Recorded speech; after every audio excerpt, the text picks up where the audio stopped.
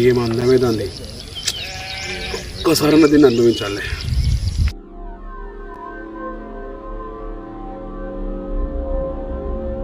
అరే మల్లిగా, నీ పెళ్ళాన్ని తోలుకొని పొలం కాడికిరా.